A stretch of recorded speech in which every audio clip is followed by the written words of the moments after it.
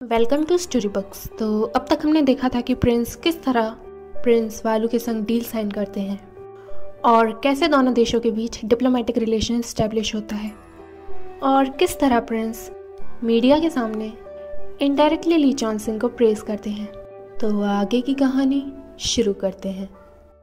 14 साल पहले ली चॉन सिंह का गांव हमें दिखाया जाता है कि सारे बच्चे एक दूसरे के संग खेल रहे हैं और ली चॉन सिंह हंसते हंसते सबको पकड़ रहा होता है।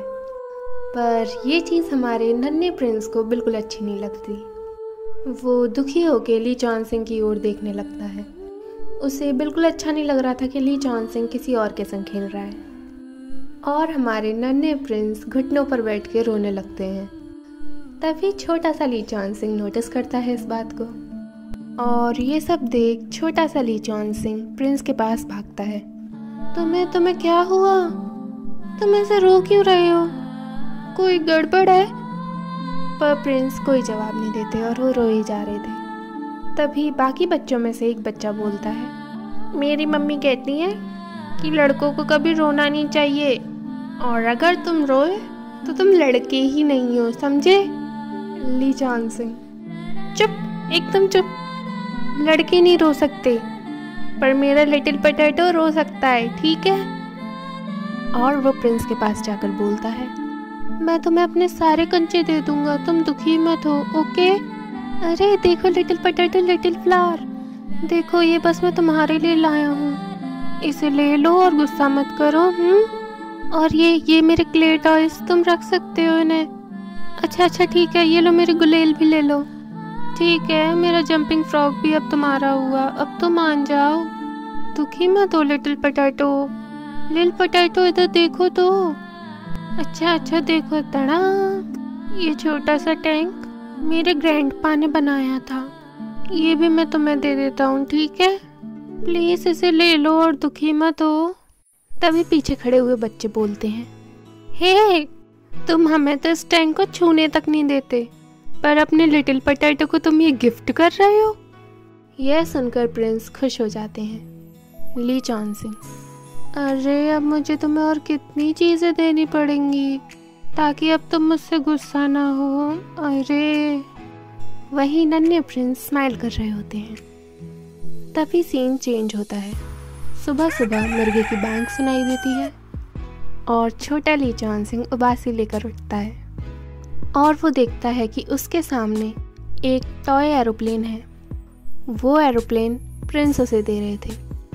प्रिंस कहते हैं, तुम्हारे लिए हमारे पास बस यही खिलौना है। तभी ली चॉन सिंह प्रिंस के सर पर हाथ फिरा के बोलता है, हाँ तुम कब आए? क्या तुम अब भी मुझसे गुस्सा हो?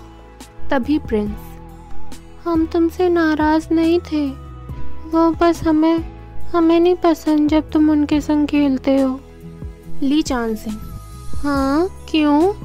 तुमने कहा था हम तुम्हारे दादा और दादी की तरह हैं, पर ग्रैंडपा के पास तो बस एक ही ग्रैंड माँ है और ग्रैंड माँ के पास बस एक ही ग्रैंडपा, पर तुम्हारे पास बहुत सारे लोग हैं। प्रिंस की यह बात सुनकर ली चॉन सिंह कुछ सोचने लगता है। फिर वो अपना हाथ प्रिंस के सर पर रखता है और बोलता है, अच्छा कैसा रहेगा अगर मैं तुम्हें वो कराऊं जो पहले हमने किसी के संग भी ना करा हो? हाँ, ताकि ये हम दोनों के बीच एक लौता सीक्रेट रहे। हमारे गांव में कहा जाता है कि इस पेड़ के पास काफ़ी सारी शक्तियाँ हैं। अगर तुम इस पेड़ से कोई भी विश मांगो तो तुम्हारी हर विश पूरी हो जाएगी। तो हम एक काम करते हैं, हम अपना सारा फेवरेट सामान इस बॉक्स में रख देंगे और उस बॉक्स को पेड़ के नीचे गाड़ देंगे। फिर हम एक विश मांगेंगे और वो पूरी हो जाएगी, ठीक है? तभी प्रिंस पूछते हैं, तो क्या हम इन्हें निकाल सकते हैं? ली चॉन सिंह, बहुत समय बाद, जब तक हम कम से कम 20 साल के नहीं हो जाते तब। ओके, तो काम पूरा हो गया। अब चलो इस बॉक्स में अपना सामान रखते हैं। प्रिंस, पर हमारी फेवरेट चीज़ें हम उन्हें नहीं लाए, वो सारी हमारे घर पर हैं। ली चॉन सिंह, तो क्यों ना तुम उन्हें ड्रॉ कर लो। Prince okay. फिर प्रिंस अपने सारे फेवरेट टॉयज ड्रॉ कर लेते हैं। उसके बाद ली चॉन सिंह, चलो अब इन्हें रखते हैं, तो क्या तुम तैयार हो। प्रिंस हाँ। और वो सारा सामान रखकर बॉक्स में बंद करके उसे गाड़ देते हैं। ली चॉन सिंह, चलो विश करते हैं अब। मैं विश करता हूँ कि लिटिल पोटैटो अपनी मम्मी से जल्दी मिले और उसकी मम्मी उसे गले हमेशा लगाएं। तभी प्रिंस रोते हुए बोलते हैं, क्या ऐसे तो हम दोनों अलग हो जाएंगे और शायद फिर हम कभी ना मिले। ली चॉन सिंह, ठीक है तो मैं एक और विश करता हूँ। मैं विश करता हूँ कि तुम मेरे बारे में हमेशा सपना देखो और मैं हमेशा तुम्हारे सपने में आऊँ ताकि तुम मुझे हमेशा देख सको। चलो लिटिल पोटैटो अब तुम विश मांगो। यह बात सुनकर प्रिंस कुछ सोचने लगते हैं और फिर स्माइल करके मन में अपनी विश कहने लगते हैं। ली चॉन सिंह, आखिर तुम ऐसे क्या विश कर रहे हो, वो भी इतना सीरियस होकर। प्रिंस मन में विश कर रहे होते हैं कि हम विश करते हैं कि तुम हमारे साथ हमेशा खेलो और केवल हमारे साथ ही खेलो और हम साथ बड़े हों। और प्रिंस विश करके बोलते हैं, तो हम जब 20 साल के हो जाएंगे तब हम वापस आएंगे। ली चॉन सिंह, हाँ ये हम दोनों का वादा है। और इसी के साथ हमारा एक्स्ट्रा चैप्टर ख़त्म होता है और हमारा 30th चैप्टर स्टार्ट होता है। प्रिंस की ली चॉन सिंह के लिए वो स्पीच सुनकर महारानी बोलती हैं, ये इत्मीनान, अब ये प्रिंस वालू के संग मिल गया है उस ली चॉन सिंह को प्रेज करने के लिए। हाँ, वो भी सबके सामने। यह दोनों एक दूसरे के लिए इतना कुछ करते हैं, फिर कहते हैं कि ये बस इनकी दोस्ती है। तभी सेक्रेटरीन बोलती हैं, पर महारानी इस बार डिप्लोमेटिक रिलेशन वालू के संग मिलाने में ली चॉन सिंह का बहुत बड़ा हाथ था। उसी के किसी मिस्टीरियस फ्रेंड ने हमारी मदद करी। अभी ली चॉन सिंह को जेल से जिसने छुड़ाया था वो वही मिस्टीरियस फ्रेंड था। उसके पास बैज ऑफ ऑनर भी है, पर हमने जब ली चॉन सिंह को पहले इन्वेस्टिगेट करा था तब तो उसका पूरा प्रोफाइल एक ऑर्डिनरी था बस। महारानी एक बार फिर से चेक करना और उसके सारे सोशल रिलेशनशिप की इंक्वायरी भी करना। कोई तो है जो उसकी बार बार मदद कर रहा है। और वो खांसने लगती हैं, इसके पीछे कोई तो। तभी सेक्रेटरी येन बोलती हैं, महारानी जब से आप नर्सिंग होम से आई हैं तब से डॉक्टर वेन ने कई बार कॉल करा है। वो चाहते हैं आप वापस नर्सिंग होम चली जाएं और अपना ट्रीटमेंट करा लें, नहीं तो आपकी तबीयत। महारानी मैं ठीक हूँ, और हाँ मैं फिर से याद दिलाती हूँ, जब तुम प्रिंस के साथ होया करो तो तुम्हें उन्हें बार बार याद दिलाना है कि इस ली चॉन सिंह के चक्कर में वो अपना मिशन ना भूले, और जितना हो सके तुम्हें उतनी ही दूरी ली चॉन सिंह और प्रिंस के बीच बढ़ानी है और प्रिंस और यूयू को और करीब लाना है, समझी। सेक्रेटरी येन, आप चिंता मत करिए महारानी। और महारानी खिड़की की साइड देखकर बोलती हैं, यह ली चॉन सिंह कुछ नहीं कहा जा सकता कि ये हमारे बीच खुशियाँ लेकर आया है कि दुख। और सीन चेंज होता है बास्केटबॉल कोर्ट। येन ज़ीवी ली चॉन सिंह को इंट्रोड्यूस करता है। सो गाइस, ये हमारा न्यू टीममेट है ली चॉन सिंह, तो तुम सब इसका वेलकम कर लो। ली चॉन सिंह हेजिटेट होता है, हाय एवरीवन, प्लीज़ मेरा ध्यान रखना। और फिर वो सोचता है हेजिटेट होने से बात नहीं बनेगी, मुझे उन्हें थोड़ी काइंडनेस दिखानी पड़ेगी। और वो स्माइल करने लगता है। उसके अकॉर्डिंग उसकी स्माइल फ्रेंडली थी, पर वो कैसे भूल गया। कॉलेज के सभी बच्चे उसे एक बुली समझते थे और शायद कुछ अब भी समझते हैं, तो उन्हें तो उसकी स्माइल एक डेविल जैसी ही दिखेगी ना। वो ली चॉन सिंह की फ्रेंडली स्माइल से डर जाते हैं। हमने इसे ज्वाइन तो कर लिया, पर मेरे तो पैर ही हिल रहे हैं, सब सही रहेगा ना। और फिर सीन चेंज होता है, वो लोग खेल रहे होते हैं। ली चॉन सिंह ड्रिबलिंग कर रहा होता है, तभी एनजी भी बोलता है, उनकी बातों पर ध्यान मत दो, वो बस अभी तुम्हें जानते नहीं हैं, इसीलिए जैसे ही तुम्हें मौका मिले तुम अपनी उन्हें स्किल्स दिखा देना और शायद वो तुम्हें पसंद करने लग जाएं। हाँ, ली चॉनसिंग ड्रिबलिंग करते हुए बोलता है, तुम कुछ ज़्यादा ही चिंता करते हो, मुझे इन लोगों की बातों से कोई फ़र्क नहीं पड़ता। और वो सीधा अपना मूव चेंज करता है ताकि वो बास्केटबॉल को बास्केट में डाल सके, और सोचता है मुझे परफॉर्म अच्छा करना ही होगा ताकि ये लोग मुझे पसंद कर सकें। तभी वहीं प्रिंस और यू यीज़ू चल रहे होते हैं। यू यीज़ू प्रिंस से कहती है, थैंक यू योर हाइनेस कि आप स्कूल आए और आपने मुझे डिनर पर इनवाइट करा। वैसे भी मैं आपसे कुछ कहना चाहती थी, पर योर हाइनेस जो रेस्टोरेंट पास में है उसका रास्ता बास्केटबॉल कोर्ट से नहीं आता। तभी प्रिंस बोलते हैं, वो हम मिस यू के संग कैंपस में घूमना चाहते थे, इसलिए हम आपको बास्केटबॉल कोर्ट में लाए। और वहीं प्रिंस सुनते हैं, जैम क्या शॉट मारा है, मैंने तो सोचा ही नहीं था ली चॉनसिंग इतना अमेजिंग है। यार क्या खेलता है बंदा। भूलो मत, आखिरकार वो एक स्कूल बुली है, मोटर नर्व्स तो अच्छी होंगी ना उसकी। और प्रिंस देखते हैं कि ली चॉनसिंग बास्केटबॉल को बास्केट में हिट कर देता है और वो नीचे उतर के अपनी टी शर्ट से पसीना पोंछ रहा होता है। उससे उसके 8 पैक एब्स साफ साफ दिख रहे थे। प्रिंस उसे देखकर ब्लश करने लगते हैं और अपनी नज़रें मोड़ लेते हैं। यू यीज़ू इस चीज़ को अच्छे से समझ रही होती है। प्रिंस सोचते हैं, वैसे तो हम जानते थे कि माँ मान गई हैं कि वो ली चॉनसिंग का ट्रांसफ़र नहीं कराएंगी, पर फिर भी एक बार हम उसे देखना चाहते थे कि वो ठीक है कि नहीं। वहीं यू यीज़ू मन में सोचती है, ओह तभी योर हाइनेस मुझे बार बार इधर ही ले आ रहे थे और उनका ध्यान भी कहीं और ही था। मैं अच्छे से समझ रही हूँ योर हाइनेस, आपका ध्यान कहाँ है। और प्रिंस फिर से ली चॉनसिंग की ओर देखते हैं। वो सोचते हैं, लगता है धीरे धीरे सब लोगों ने इसे अपना लिया है। यिन ज़ीवी ली चॉनसिंग के गले में हाथ डालकर बोलता है, यू डिड ग्रेट ब्रो। ली चॉनसिंग, थैंक यू। बाकी बच्चे, हाँ सही में बहुत अच्छा खेला। Well played. हाँ तुम अच्छा खेलते हो, बस खेला ही करो, लोगों को मत मारा करो, ठीक है। अरे ली चॉनसिंग हमारे संग होगा तो हम पक्का जीत जाएंगे कल। यिन ज़ीवी, मैं तो हैरान रह गया, क्या बॉल मारी तुमने। और वो दोनों हंसने लगते हैं। प्रिंस जेलस होकर मन में सोचते हैं, यह यिन ज़ीवी है, यह तो हमारी ही क्लास में है जो कि ली चॉनसिंग के बगल में बैठता है। ये कब इतना क्लोज हो गए, आखिर हमें क्या पड़ी है इनकी। पर फिर भी हमें अच्छा नहीं लग रहा। वहीं सेक्रेटरी यिन प्रिंस को देखकर सोचती हैं, फिर ली चॉनसिंग, मुझे ली चॉनसिंग और प्रिंस के बीच थोड़ी सी दूरियां बढ़ानी होंगी। और वो प्रिंस से बोलती है, योर हाइनेस हमें अब चलना चाहिए, हमारे पास ज़्यादा समय नहीं है। वहीं यू यीज़ू, आउच मेरे पैर में लग गई, योर हाइनेस हमें थोड़ा रेस्ट करना चाहिए। और यू यीज़ू और सेक्रेटरी यिन एक दूसरे को देखने लगती हैं।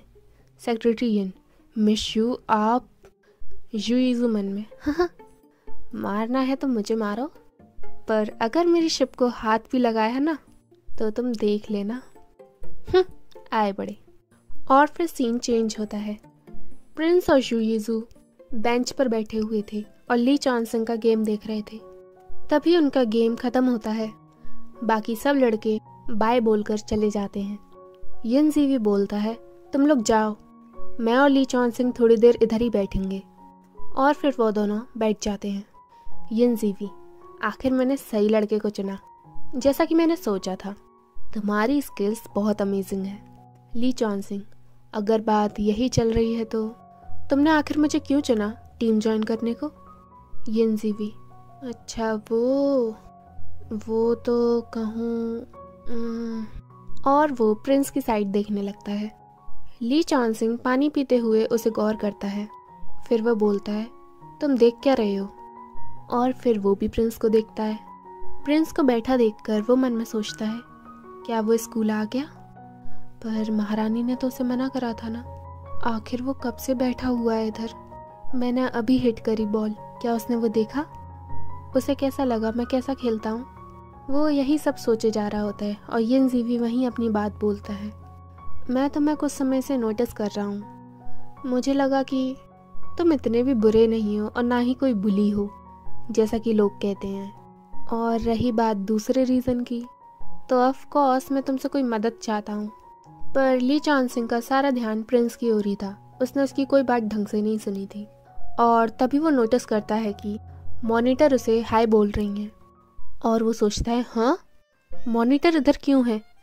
मैंने पहले तो इसे नहीं देखा। मैं तो भूल ही गया था। आखिर इस तुनान को मॉनिटर को जो इम्प्रेस करना है। तभी येनजी भी बोलता है, एक्चुअली मैं किसी को पसंद करता हूँ, पर वो इंसान बहुत मुश्किल है उसे पाना और वो केवल तुमसे ही क्लोज है। बाय द वे मुझे ये भी कहना पड़ेगा, मैं उसी की वजह से ही ये पहचान पाया कि तुम एक अच्छे इंसान हो और ऐसे ही मैं तुमसे क्लोज हो पाया और तुम्हें थोड़ा जान पाया। ली चांसिंग उसकी बात समझने की कोशिश करता है और वो बार बार प्रिंस की ओर देखे जा रहा था। फिर वो सोचता है, उसको पाना मुश्किल है, केवल मैं ही उसके क्लोज हूँ, उसी की वजह से इसे पता है कि मैं इतना बुरा नहीं हूँ। और वो गुस्से में सोचता है, अच्छा तो जब इसने कहा था कि ये मुझे इनवाइट करना चाहता है टीम में, तो इसने मुझे बस इसीलिए इनवाइट करा था क्योंकि इसने भी सुना था जो तुनान ने कहा था। तो यानी कि जिस इंसान को पसंद करता है वो तुनान है। वही येनजी भी ब्लश करते हुए हंसते हंसते ली चांसिंग को अपनी फीलिंग्स बता रहा होता है। उन चीज़ों को देखकर प्रिंस और मॉनिटर सोचते हैं, आखिर येनजी भी ली चांसिंग से ऐसी क्या बात कर रहा है, वो भी इतना शर्माते शर्माते। ऐसा तो नहीं कि कहीं वो ली चांसिंग को पसंद करता है। और फिर मॉनिटर सोचती हैं, वाओ 2 शिप्स। जिंग जी कपल भी बहुत अच्छे हैं, यानी कि ली चांसिंग और येनजी भी। पर मेरे तो स्टार कपल हमेशा यही रहेंगे ना, मेरे जॉय ऑफ लव। चाहे कुछ भी हो, स्टार मैप को मैं कभी गिरने नहीं दूंगी। Star map is the best. Star map मतलब ली चांसिंग और प्रिंस तुनान।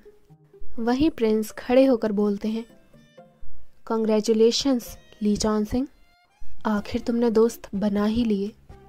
और वहीं ली चांसिंग भागता हुआ गुस्से में आकर बोलता है, मुझे तो शुक्रिया अदा करना चाहिए योर हाइनेस का, जिन्होंने मुझे सबके सामने प्रमोट करा जैसे कि मैं कोई ब्रांड हूँ। आखिरकार मुझे प्रमोशन की ज़रूरत थी ना, क्योंकि मैं योर हाइनेस की तरह चार्मिंग तो हूँ नहीं। प्रिंस तुम। तभी येनजी भी पास आकर बोलता है, सही कहा, यह सच है प्रिंस, आपकी वजह से ही मैं ली चांसिंग को इतने अच्छे से जान पाया। अगर आप इसकी बात नहीं करते तो मैं शायद कभी हिम्मत जुटा ही नहीं पाता ली चांसिंग से बात करने को। मैं थोड़ी देर इसके संग रहा तो मुझे पता चला कि ये बहुत अच्छा इंसान है। मेरे टीममेट्स और मैं इसे बहुत पसंद करते हैं। ली चांसिंग क्या? और वो गुस्से में येनजी की ओर देखता है। वहीं प्रिंस मन में सोचते हैं, पसंद।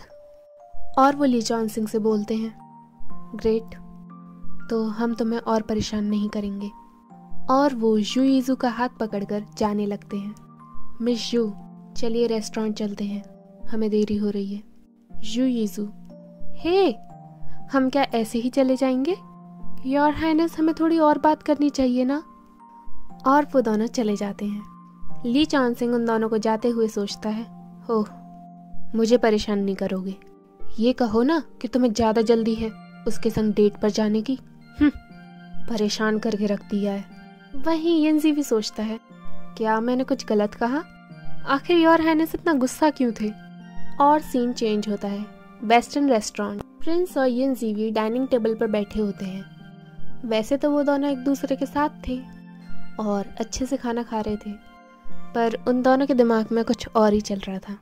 प्रिंस मन में, आखिर कितनी आसानी से वो उसके संग हंस रहा था।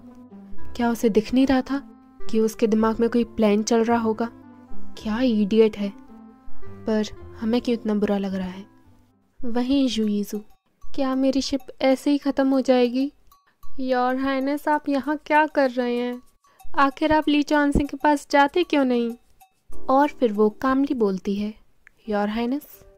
प्रिंस, यू यीजू, मैं अच्छे से जानती हूँ आखिर आप मुझे यहाँ क्यों लाए हैं और आखिर आप मुझसे चाहते क्या हैं।